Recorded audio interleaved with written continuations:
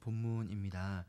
우리가 잘 알고 있는 돌아온 탕자의 비유로 우리가 잘 알고 있는 본문이죠. 집 나간 일반적으로 우리가 이 탕자의 비유에 대해서 생각할 때 집 나간 둘째 아들과 이 아들을 사랑으로 품어주시는 아버지의 이야기에만 이제 초점을 맞춰서 우리가 생각할 때가 있습니다. 그런데 이제 구조적인 맥락이죠. 예수님께서 이 비유를 왜 하셨는지를 생각해 볼 때 이 탕자의 비유를 사실 더 조금 더 이렇게 치밀하게 볼 필요가 있는 것 같습니다. 오늘 예수님께서 이 비유를 하시고 계신 상황은 지금 세리와 죄인들과의 만남을 비판하는 바리새인들과 서기관들을 향해서 하신 비유의 말씀이시죠. 그래서 사실은 우리가 이 탕자의 비유를 할 때 둘째 아들의 스토리에만 초점을 맞추는 것이 아니라 사실은 이 34절까지인가요? 32절까지에 있는 첫째 아들 그리고 둘째 아들 스토리 모두를 연관지어서 함께 생각해 볼 때 예수님께서 이 말씀을 하신 우리가 이유가 무엇인지를 우리가 함께 알 수 있습니다. 특별히 그 리디머 교회 팀 켈러 목사님은 마르지 않는 사랑의 샘이라는 책에서 이 탕자의 비유를 가지고 아주 집중적인 설교를 하셨는데 그 목사님이 이 본문을 보셨던 큰 구조는 이랬습니다. 그러니까 둘째 아들 방탕하고 아버지를 떠났던 그 둘째 아들이 이제 세리와 죄인들처럼 하나님을 멀리 떠났던 어떤 죄인들에게 초점이 맞춰져 있다라면은 이 뒤에 나오는 첫째 아들의 스토리는 하나님을 잘 믿는 것 같지만 사실은 하나님의 뜻대로 살지 않았던 바리새인들과 서기관들을 겨냥했던 본문이 이제 첫째 아들이었다는 거죠. 그리고 사실은 잃어버린 둘째 아들만이 아니라 방식은 다르지만 첫째 아들도 아버지의 마음을 몰랐던 둘 다가 사실은 잃어버린 아들이었다라고 이야기를 하고 있죠. 그러면서 강조되는 것은 이 첫째 아들도 둘째 아들도 다 잃어버린 아들들이지만 그 모두를 품고 있는 아버지의 사랑에 대해서 이제 이 탕자의 비유가 말하고 있는 핵심이다라고 이야기하고 있는 거죠. 그래서 사실은 이 전체적인 32절까지를 봐야 되지만 그것은 내일 본문이기 때문에 그 부분은 아마 내일 목사님께서 따로 자세히 설명해 주실 거고 오늘 우리는요 특별히 이제 24절까지 말씀 둘째 아들과 연관지어서 아버지의 마음이 어떠한가에 관심을 가지고 오늘 함께 본문을 살펴보기를 원합니다. 오늘 12절에 보시면은 둘째 아들이 아버지에게 자기의 재산을 나누어 달라고 이야기했습니다. 우리 12절 말씀을 함께 읽어보도록 하겠습니다. 시작. 그 둘째가 아버지에게 말하되 아버지여 재산 중에서 내게 돌아올 분깃을 내게 주소서 하는지라. 자 여기까지요. 지금 이 둘째가 요구하고 있는 것은요 이런 거죠. 아버지의 유산을 내게 달라라고 얘기하고 있습니다. 그런데 유대 사회에서는요, 사실은 이 요구가 사실 성립되지 않는 거죠. 왜냐하면 유산은 언제 주어져야만 되는 거냐면은 아버지가 죽었을 때야만 받을 수 있는 거기 때문에 이 둘째 아들이 지금 자기의 유산을 달라고 이야기하고 있는 것은 엄밀히 말하면은 이 둘째 아들은 아버지를 죽은 존재로 여기고 있다라는 거죠. 아들의 관심은 아버지와의 관계, 아버지와의 사랑 뭐 이런 거에 관심이 있지 않습니다. 아들의 관심은 어디 있냐면은 재산 그리고 자기에게 돌아올 분깃에게만 있는 거죠. 그러니까 온전히 물질에만 맞춰져 있는 것이 아들의 관심입니다. 그리고 결국은 아들은 아버지를 현재 죽은 존재로 여기면서 그 정말 어찌 보면 매우 무례하게도 아버지에게 유산을 요구해서 지금 이제 아버지에게 그런 태도를 보이고 있다는 거죠. 그런데 우리가 사실은 이 탕자의 모습을 보면서 어떻게 이럴 수 있어? 어떻게 이렇게 패륜적인 행동을 할 수 있어? 라고 우리가 말하지만 사실은 우리가 이런 둘째 아들과 같은 모습으로 하나님 앞에 설 때가 많이 있습니다. 우리와 하나님과의 관계를 생각해 볼 때 우리가 하나님 그분을 추구하기보다는 사실은 우리의 기도의 대부분의 영역에서 하나님께서 우리에게 주시는 축복과 어떤 기도의 응답에 맞춰져 있을 때가 있죠. 우리의 기도의 대부분이 어떻습니까? 하나님 이것 우리에게 이루어 주시옵소서. 하나님 이것 우리에게 주시옵소서. 우리의 소원과 우리의 바람들을 하나님 앞에 기도라는 형태로 구하는 것이 사실 우리에게 초점이 맞춰져 있지. 사실 우리가 하나님과의 관계를 놓고 하나님의 사랑의 어떤 그 하나님께서 날 사랑하신 그 하나님의 마음을 놓고 기도하기보다는 우리의 기도가 사실 이 둘째 아들과 같을 때가 많이 있다라는 거예요.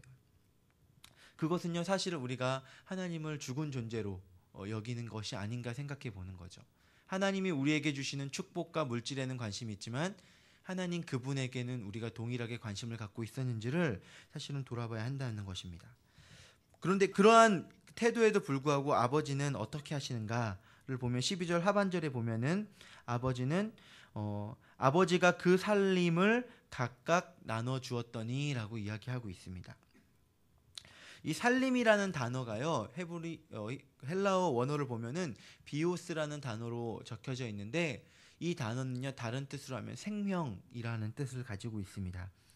그러니까 자식은 물질을 요구했지만 아버지는 어떻습니까? 그 자식에게 살림을 나누어주고 자기의 생명을 나누어주고 있는 거죠. 이 살림은 아버지의 생명이자 아버지의 마음입니다.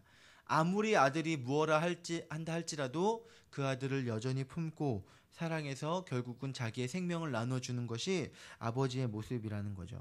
아들은 이 사실을 모르고 있습니다. 자기의 물질에만 관심을 갖고 있죠. 그러나 아버지는 생명을 주시는 분이라는 거죠. 하나님 아버지의 사랑에 대해서 생각해 볼 때 사실은 우리는 하나님 아버지의 마음을 잘 모릅니다. 하나님 아버지의 마음에 우리가 관심이 있지 않습니다. 그저 우리의 삶 속에서 주어진 축복과 우리의 삶 속에 어떤 내 입장에서 오는 여러 가지 편리함들에만 간구할 때가 많지만 하나님은 우리를 구하시기 위해서 자신을 주시고 결국에는 자기의 몸을 찢으심으로 우리에게 생명을 주심으로 우리를 구원해 주시고 살려 주셨다라는 거죠. 그것이 하나님 아버지의 마음입니다. 살림을 받은 아들은 13절에 보면은 재물을 모아 먼 곳으로 떠났습니다. 우리 한번 같이 읽어보도록 하겠습니다. 시작. 그 후 며칠이 안 되어 둘째 아들이 재물을 다 모아가지고 먼 나라에 가 거기서 허랑방탕하여 그 재산을 낭비하더니, 지금 그 아들은 며칠이 안 돼서 재물을 다 모아가지고 떠났다라고 이야기를 하고 있습니다. 이 유대 시대가요, 오늘날 시대처럼 통장에다가 돈을 넣어놓고 있는 시대가 아니었죠. 그러니까 지금 분명히 이 둘째 아들이 아버지께 받은 것은요, 이제 바치고 가축이고 어쨌든 그런 땅이고 어떤 그런 것들이었죠. 그러니까 지금 이 둘째 아들이 이것을 갖고 떠날 수는 없지 않습니까? 그러니까 이것을 갖고 떠났던 재산을 다 모아서 떠났다라는 것은 무엇이냐면은 이 아버지께 받은 것을 지금 급매로 지금 내놓은 거예요. 그리고 사실 그것들을 살 사람은 누구였겠습니까? 그 마을 사람들이었겠죠. 그러니까 지금 어찌 보면 이 아들은 아버지께 받은 물품을 지금 마을 사람들에게 이제 공개한 거죠. 어떻게 됐겠습니까? 마을 사람들이 이 둘째 아들이 아버지에게 어떻게 행했는지, 그리고 이 땅을 판 것으로 인해서 사실은 이 마을에 이제 소문이 다 나는 거죠. 그리고 그 아주 긴급하게 빨리 가려고 내려놨기 때문에 아마 낮은 가격으로 내려놨을 것이고요. 그랬다는 거죠.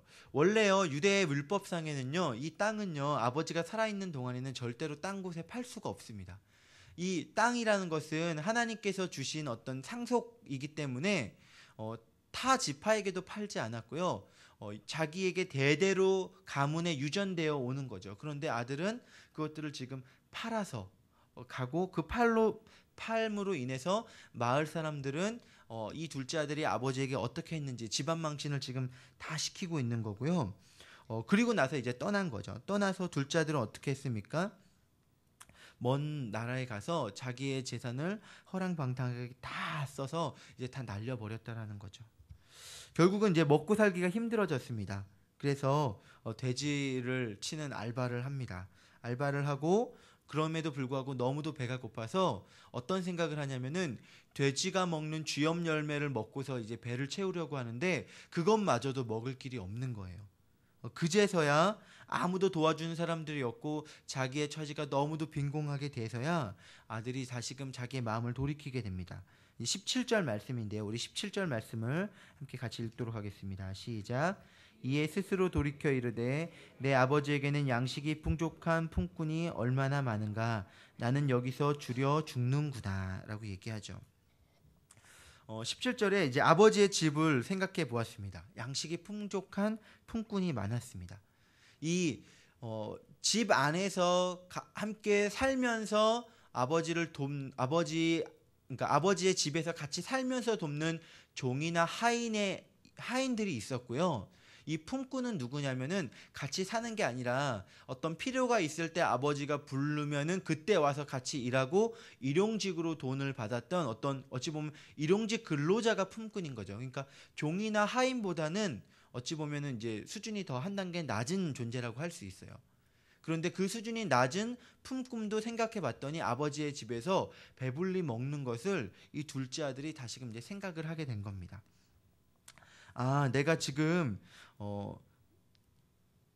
이 배가 고파서 아무것도 먹지 못하는데 우리 아버지의 집에는 그 품꾼도 그래도 먹고 살지는 않은가라고 이 아들이 돌이켰다라는 거예요. 근데 이 돌이켰다는 말이요, 회개를 해가지고 아버지의 사랑을 온전히 깨닫고 그런 측면의 돌이킴이 아니라 그저 자기의 형편을 돌아보게 됐다는 거죠. 어찌 보면 이 아들은요, 아버지의 사랑을 아직 알지 못합니다. 다만 자기의 형편을 지금 현재 상황에서 객관적으로 살펴봤을 때 내가 이 쥐염 열매도 못 먹어서 배고파 죽느니 차라리 품꾼으로라도 아버지의 집에 가는 것이 내게 더 이득이겠다라고 현실적인 판단을 했다라는 거예요. 그래서 어떻게 합니까? 이제 아버지께 다시 돌아가기 위한 준비와 연습을 합니다. 그래서 18절 19절에 보면은 내가 돌아가서 어떻게 말해야지라고 이제 연습하는 장면이 나오는데, 우리 18절 19절 말씀 한번 같이 읽어보도록 하겠습니다. 시작.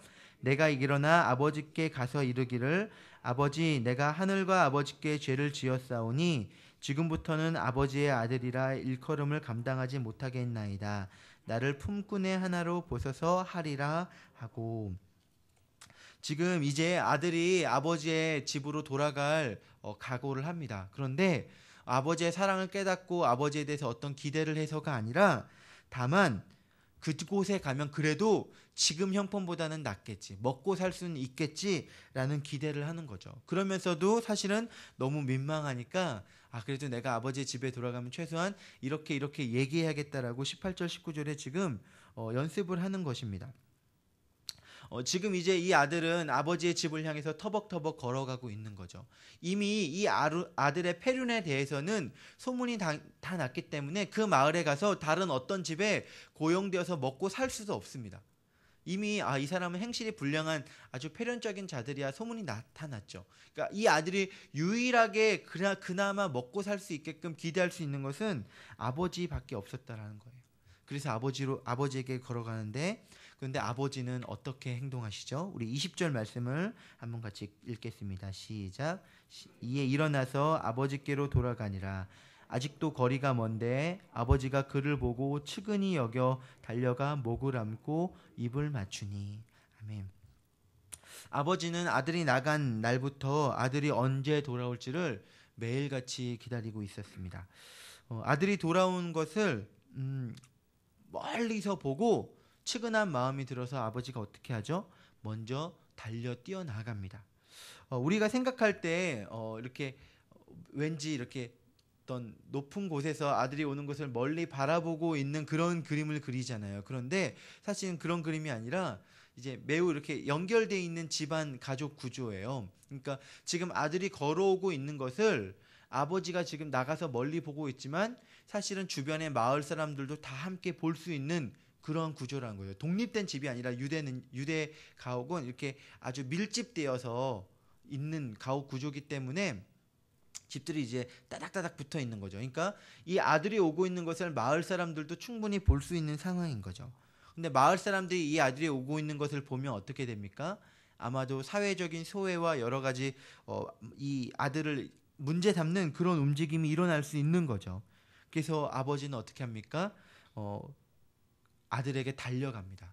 긴 옷을 입고, 유대 사람들은 사실은 양반이나 아니면 어떤 정통적인 유대인들은요 절대로 걸어 다니지 뛰어다니질 않습니다. 그런데 지금 이 아버지가 뛰는 모습을 한번 상상해 보셨으면 좋겠어요. 옷은 길고 이렇게 어찌 보면 품격 있게 조선시대 양반들처럼 이렇게 걸어야 되는데 그 옷을 입고 지금 막 뛰어가고 있는 거예요. 그러니까 마을 사람들은 이 아버지의 뛰는 모습을 보면서 시선이 어디로 향했을까요? 아버지에게로 향했겠죠. 저 사람이 왜 뛰는 거지? 하면서 그 아버지에게로 향합니다. 아버지는 그들의 시선을 감당하면서 아들에게로 다가가는 거죠. 그리고 아들을 안고 아들에게 옷을 입혀주고 반지를 끼워주고, 이 거지 같아 보이는 이 아들이지만 이 사람이 내 아들이다라는 것을 모든 사람들에게 보임으로 마을 사람들의 그 시선을 차단합니다. 아버지의 모습을, 우리의 아버지, 하늘 아버지의 모습을 생각해 볼 때 성경은 이렇게 얘기합니다. 세상 죄를 지고 가는 하나님의 어린 양. 사단의 모든 공격과 모든 죄를 다 뒤집어 쓰시고 그 모든 시선을 아버지께서 다 감당하셨습니다. 그분이 우리 아버지시죠. 그분이 오셔서 우리에게 좋은 옷을 입히시고 반지를 씌우시고 우리 하나님의 자식됨을 모두에게 보여주시며 잔치를 벌이십니다. 아버지가 안아주자 이제 아들이 연습한 대로 이야기를 합니다. 21절 말씀인데요. 우리 다시 한번 읽어보도록 하겠습니다. 시작.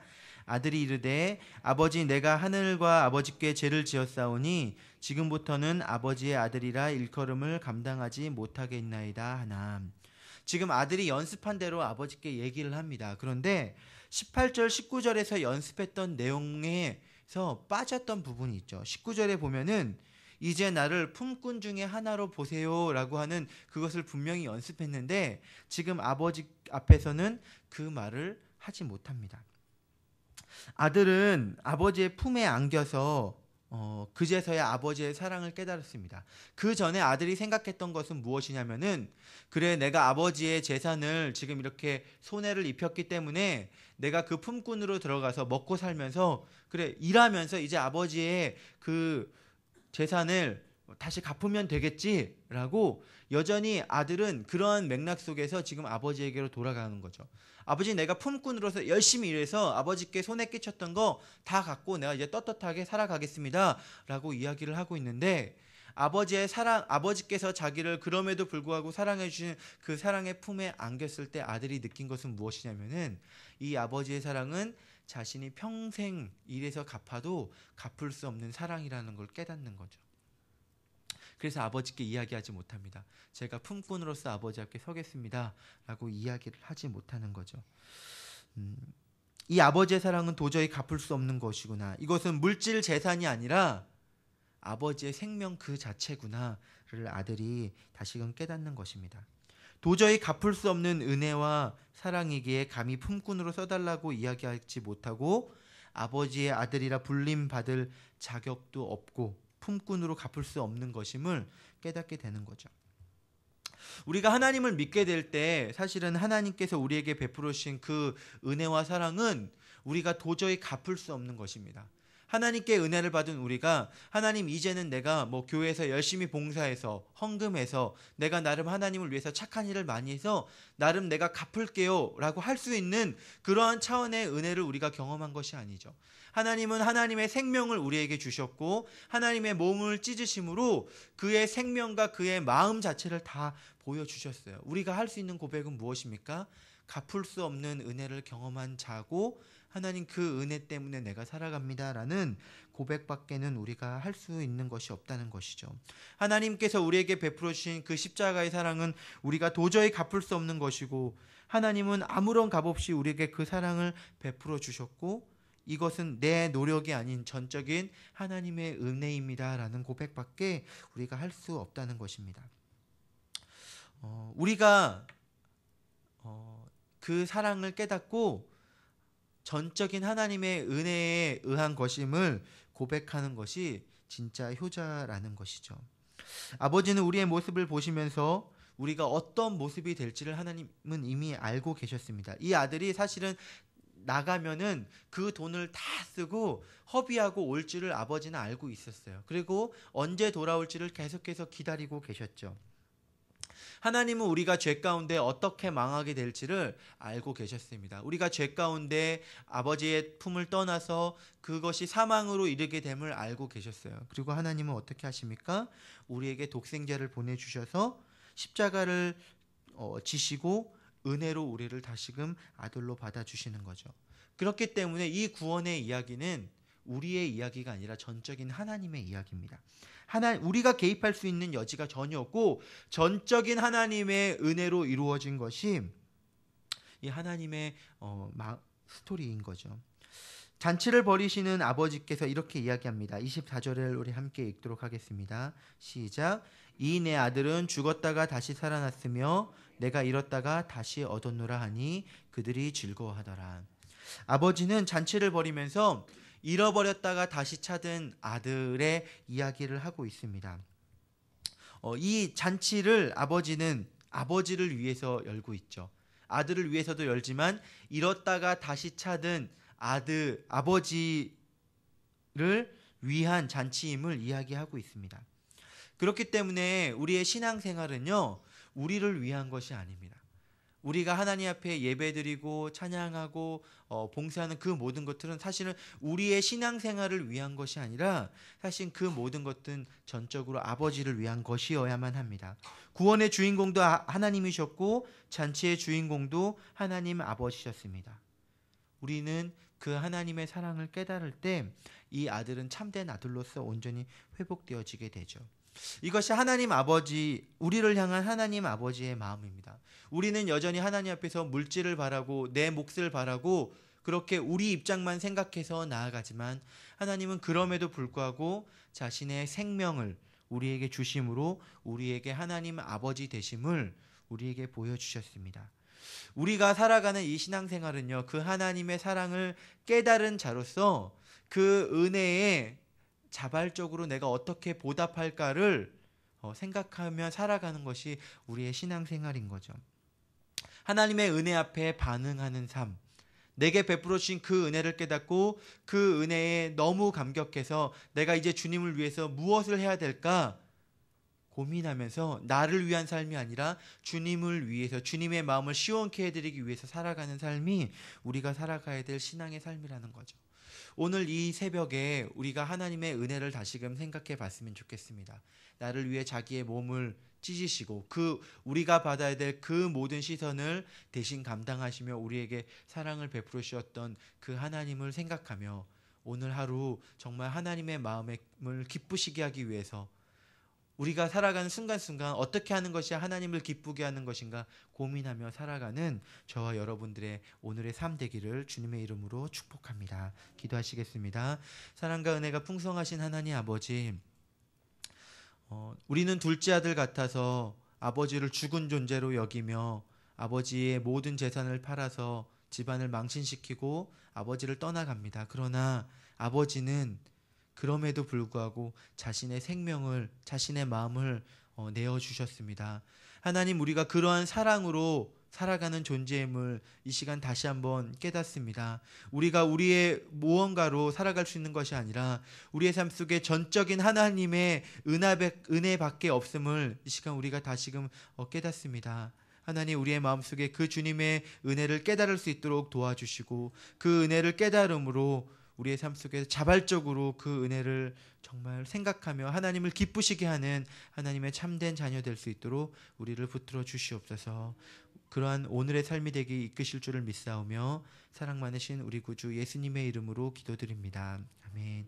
하늘에 계신 우리 아버지,